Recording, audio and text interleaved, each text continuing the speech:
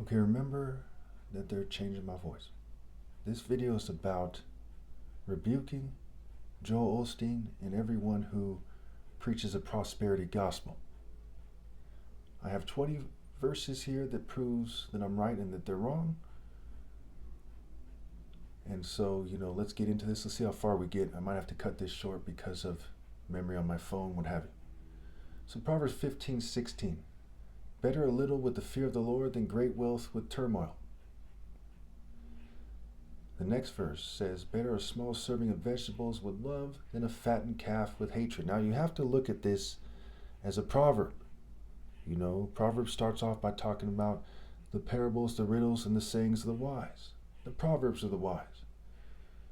So what does it mean to have a little with the fear of the Lord versus having great wealth with turmoil? Well, when people hoard their wealth, it causes all kinds of problems. You see a lot of crime comes with a lot of poverty, and we see like it never fails. And so you're better off having a small serving of vegetables with love and trying to treat people fairly. And then lots of food, lots of money, with hatred, hating the poor by your actions. And there's many other applications of these sayings as well. Proverbs 16:8, better the poor whose walk is blameless than much gain with injustice. Going on to verse 19, better to be lowly in spirit with the oppressed than to share plunder with the proud. So it says the poor, right? Among the poor, you find people, at least historically, whose walk was blameless versus a bunch of greedy scum holding everyone down, right? And the people who are accepting their boundaries and other people who are selfish. It's also better to be lowly in spirit. By that it means, the Spirit of God obviously is greater no matter what, but it means that your spirit, even though you're in the Spirit of God, your personal spirit, your human spirit, you're not in high spirits in that sense, but you're still in the Spirit of the Most High. And, Proverbs talks about how pride comes before a fall. So you're better to be lowly in spirit, better to be sad and oppressed with the oppressed than to share plunder with the proud. Proverbs 19:1. Better the poor whose walk is blameless than a fool whose lips are perverse. It doubles down on it. In 3 chapters away, it doubles down on it. It says, better the poor whose walk is blameless. When Proverbs 16:8, it says, better the poor whose walk is blameless as well.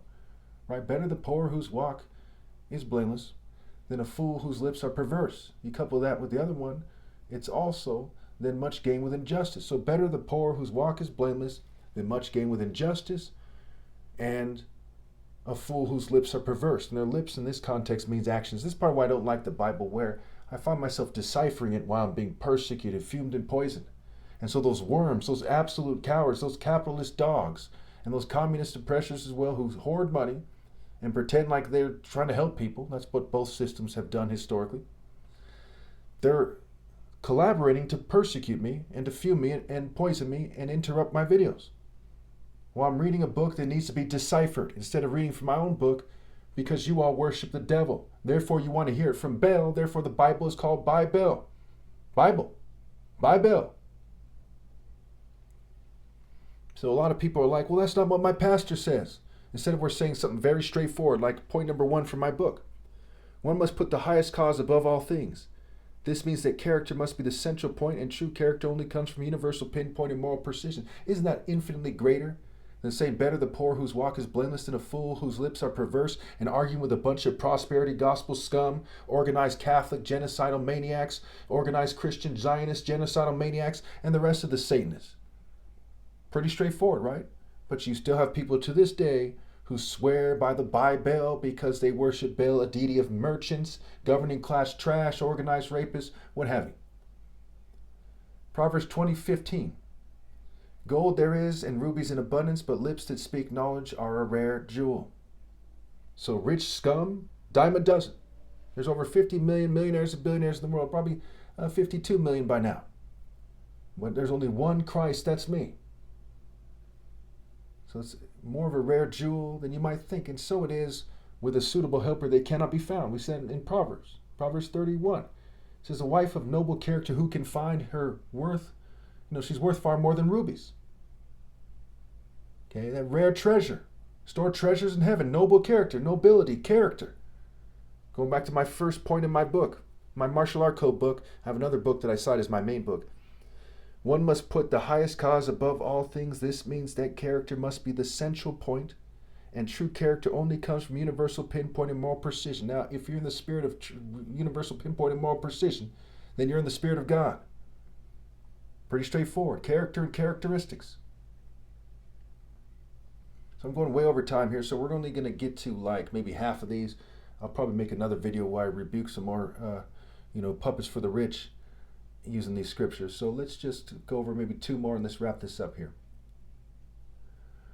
A fortune made by a lying tongue is a fleeting vapor and a deadly snare.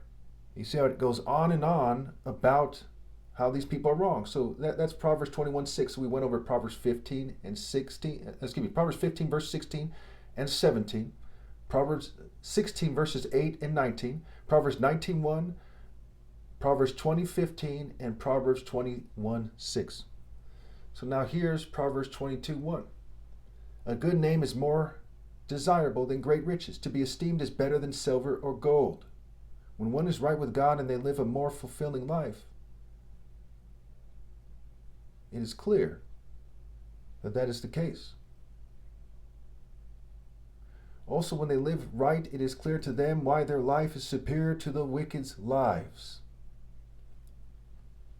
Okay, so I'm being fumed pretty heavily here. I had to open the window because they were hitting me with the Havana syndrome tinnitus in my ears, and so I had to open the window. I'm being fumed from outside.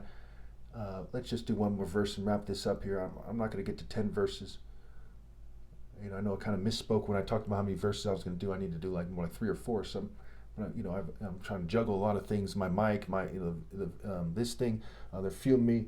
There's some kind of residue on my lips. There's, I got a headache. So let's just wrap this up here. Where were we here? So Proverbs 22:16. One who oppresses the poor to increase his wealth, and one who gives to the rich, both come to poverty. Proverbs 23:17. Do not let your heart envy sinners, but always be zealous for the fear of the Lord. So we see there from Proverbs 15 through Proverbs 23, it goes on and on about the rich. In Proverbs 1, it says, such are the paths of all those who go after ill-gotten gain. It takes away the lives of those who get it. So Proverbs 1 is warning you about going after ill-gotten gain. Proverbs and the whole Bible arguably is about the rich, the cult of the emperor, the cult of the governing class, versus the righteous in the Royal African Falcon Martial Art Order. So it's Bel, a deity of merchants, whose counterpart is Set, a deity of storms, chaos, rape, foreigners, merchants by default, what have you, versus Horus, the true Horus, the Son of God, not some pagan deity. Horus being another name for Jesus. They say Horus, Jesus, Yeshua. Okay, some people even say Joshua. Some people say Jeshurun. Emmanuel, the Good Shepherd, right? Is the word so important, or is getting the idea correct important? And Horus is a heavenly warrior who defeats the beast, Apep, Set, you name it. Defeats the enemies of God, defeats Bel, and the followers of Bel. So one who oppresses the poor to increase his wealth, and one who gives gifts to the rich, both come to poverty. Well, look at the governing class. They are spiritually broke. They are shamelessly naked when it comes to the absence of the fine linen, which stands for the righteous acts of the saints. They're naked when it comes to not having the helmet of salvation, the breastplate of righteousness, the buckler of truth, the shield of faith, the sword of the Spirit, the cloak of zeal. They don't have the armor of God, the feet fitted with the readiness to skywalk with the skywalker, to run in the paths of God's commands. And so when you see how they interfere with this video, and you look at their arguments compared to mine, we're at like the 4th video on the playlist or so. Okay, how does the Pope and that Catholic priest and the Zionist preacher, a Christian Zionist, and Joel Olsteen, the prosperity gospel arguments compared to mine? They are rolling with the rich, rolling with the established. It's called the establishment. And churches are part of the establishment. And I'm being persecuted for righteousness' sake. And my book is better than the Bible. But they're too proud and too stuck in their ways, mere human rules, customs, and traditions, to rally and obey God through me.